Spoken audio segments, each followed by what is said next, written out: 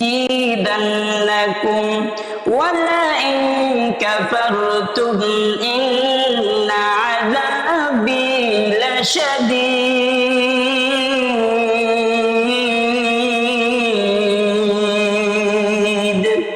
ও আল্লাহর গোলাম, আল্লাহ রব্বুল আলামিন আজ থেকে প্রায় ১৫০০ বছর আগে বড় সুন্দর করিয়া করিয়া আমার আল্লাহ জানায় দেয়। আমার আল্লাহ বলেন, আল্লাহর গোলামের দলেরা, আল্লাহ রব্বুল আলামিন বড় সুন্দর করিয়া করিয়া ডাক দিয়া বলেন, গোলাম আমি আল্লাহ রব্বুল আলামিন তোকে যে নিয়ামত দান করলাম, বান্দা তোকে কত নিয়ামত দান করেছি বান্দা, দেখতেছো তোকে আমি আল্লাহ যেই সমস্ত নিয়ামত দিয়ে দিছি, বান্দা যদি এই সমস্ত নিয়ামতের শুকরিয়া বান্দা তুই আদায় করতে পারো, আমি আল্লাহ রব্বুল আলামিন তোর নিয়ামতকে আমি আল্লাহ আরো বাড়াইয়া দিব।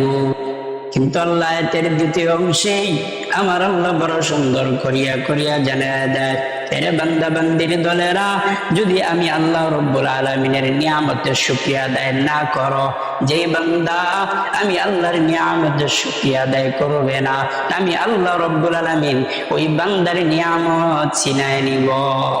ও আল্লাহর গোলাম, এখন সবচাইতে বড় বোঝার বিষয় হইল আল্লাহ যে আমাদেরকে নিয়ামত দান করেছেন, এই নিয়ামতের শুকরিয়া আমরা কিভাবে আদায় করব, কতটুকু আদায় করতে পারবো?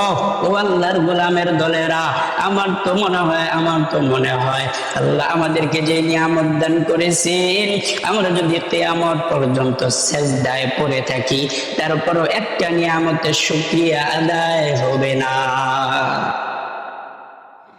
ও যুবক, কিভাবে নিয়ামতের শুকরিয়া আদায় করবা? আল্লাহ তোমাকে যে নিয়ামত দান করেছে রে বান্দা, বলে আল্লাহ কি নিয়ামত দিয়েছেন? আল্লাহ যে কত কিছু দিয়েছেন সবগুলো বাদ দিয়া দিলাম। আল্লাহ যে আমাকে হাত দিয়েছেন, আল্লাহ যে আমাকে পা দিয়া দিলেন, আল্লাহ যে আমাকে চোখ দিয়া দিলেন, আল্লাহ যে আমাকে এত সুন্দর একটা নিয়ামত দান করলেন। আরে বান্দা বান্দির দল, নিজের দিকে নিজে তাকাও যে আল্লাহ তোমাকে কত নিয়ামত দান করে দিছে। এ বান্দা, দুনিয়ার দিকে কি তুমি তাকায় তাকায় দেখো না? ওই যে কত মানুষ যার হাত নাই, ওই যে কত মানুষ দেখা যায় রাস্তাঘাটে ভিক্ষা করতেছে, তার পা নাই রে বান্দা। ওই যে কত মানুষের দিকে তাকাইলে দেখা যায় তার চোখ নাই, আল্লাহর বান্দা চোখ ছাড়া চলাফেরা করতেছে। ও চিন্তা করে কি দেখেছো আমার আল্লাহ যে তোমাকে এই যে একটা চোখ দান করলো, এই যে দামি একটা চোখ, এই চোখটার কেমন পাওয়ার, কেমন দাম জানোনি?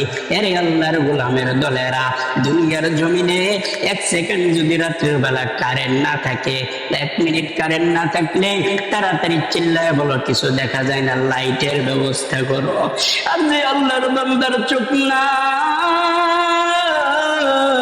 ওই আল্লাহর বান্দা তার জীবনের 60 বছর হয়ে গেলে 60 বছরের মধ্যে কোনো কারেন্ট থাকে না, 70 বছরের মধ্যে কোনো কারেন্ট নাই, আল্লাহর বান্দা কিভাবে থাকে রে বান্দা? আমার আল্লাহ তোমাকে এই যে চোখ দান করেছে, বান্দা এই চোখ পাওয়ার পরে তুমি মওলারে ইবাদত করো না। আরে বান্দা বান্দির দলেরা, এই চোখ দিয়ে আল্লাহর কোরআন পড়তে পারো না, এই চোখ দিয়া যুবক তুই খারাপ কাজের দিকে দৌড়াও। আরে যুবক, আর কত বদমাশি করবি, আর কত মওলার চোখের নাফরমানি করবি রে বান্দা, আর কত আমার মালিকের নাফরমানি করবি? তাকায় দেখ কত মানুষকে আল্লাহ চোখ দেয় না। আমার আল্লাহ তো চাইলে তোকে অন্ধ বানাইয়া পাঠাইতে পারতো, আমার আল্লাহ যদি চাইতো বান্দা তোকে লুলা বানাইয়া পাঠাইতে পারতো। আরে আল্লাহর গোলাম ও যুবক, ওই দিন আমাকে একজনে বলতেছেন, হুজুর আমি আইসিইউর মধ্যে ঢুকলাম, আইসিইউর মধ্যে ঢোকার পরে সুন্দর করিয়া আমি আইসিইউর মধ্যে থেকে যখন বের হয়ে গেলাম, 7 দিন আমি ওই জায়গার ভিতরে ছিলাম। 7 দিন পর আমার কাছ থেকে গুনে 70,000 টাকা একটা বিল ধরাইয়া দিল। 70,000 টাকার বিল ধরাইয়া দেওয়ার পর আমার চোখ দিয়ে অটোমেটিকলি পানি বের হয়ে গেল। আমি চোখের পানি ফালাইয়া কান্না শুরু করে দিলাম। আরে আল্লাহর গোলাম, ডাক্তার ডাক দিয়া বলেন, স্যার আপনি কেন কাঁদেন, আপনার কি টাকার সমস্যা নাকি? ডাক দিয়া বলেন, না না, আমার টাকা পয়সার কোনো অভাব নাই, আমি টাকা পয়সার জন্য কান্দি না। বললে, তাইলে আপনি কেন কান্না করতেছেন? ডাক দিয়া বলেন, ওরে ডাক্তার, এই যে 7 দিন মাত্র আমি আইসিইউতে ছিলাম, এই 7 দিন আমি অক্সিজেন ব্যবহার করেছি, এই 7 দিনে আমার কাছ থেকে আপনি 70,000 টাকা বিল নিয়ে আনিছেন। আমার বয়স 50 বছর হয়ে গেছি, আমার বয়স 60 বছর হয়ে গেছি। এই যে 60 বছরের ভিতরে আমি কত শান্তি,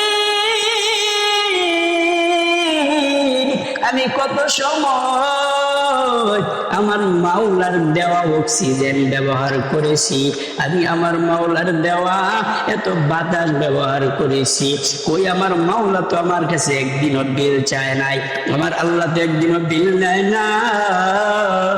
আমার আল্লাহ রব্বুল আলামিন কত দয়ার মাওলা, আমার আল্লাহ কত দয়ার মালিক।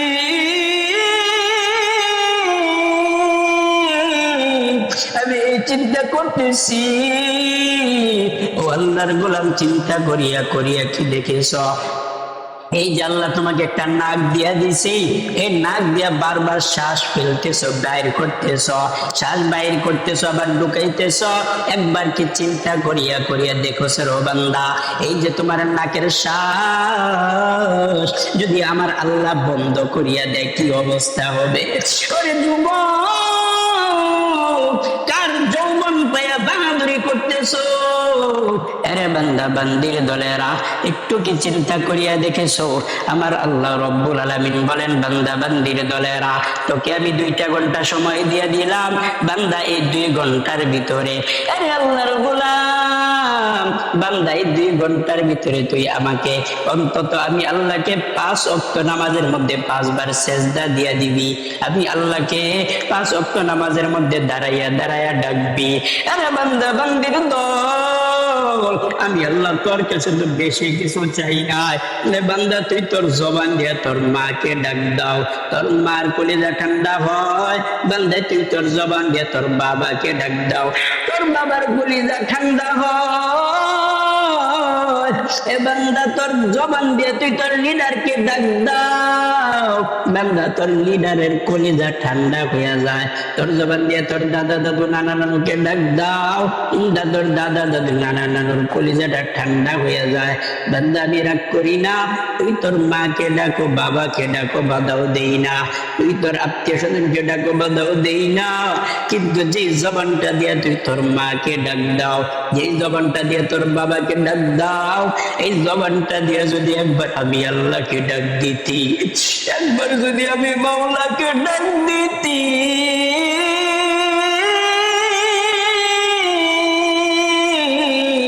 আমি আল্লাহর কুদরতি অন্তর ঠান্ডা হয়ে যাইতো। ও বান্দা বান্দির দল, সকাল সন্ধ্যা অন্তত আমি আল্লাহকে তুই ডাক দে, তুমি মাওলাকে ভালোবাসো। ও যুবক, তুমি কার পিছনে সময় নষ্ট করতেছ?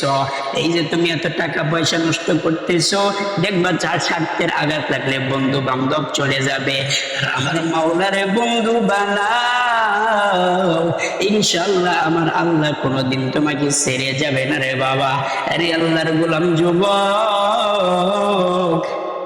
কত মানুষ অ্যাক্সিডেন্টে মারা গেল, কত যুবক অ্যাক্সিডেন্টে মারা যায়।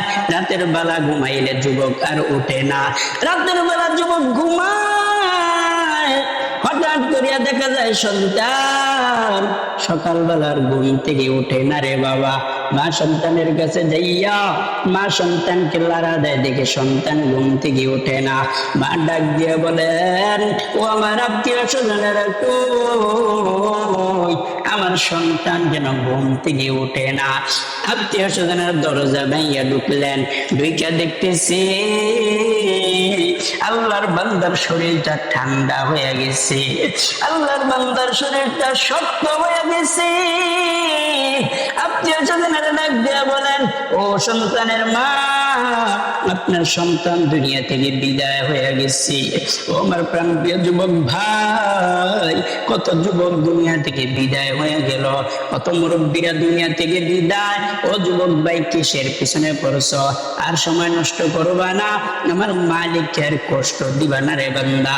একমাত্র আমার আল্লাহর জন্য, মালিকের জন্য নিজের জীবনটা দিয়া দিবা। আল্লাহ সবাইকে তৌফিক দান করুন, বলেন আমিন।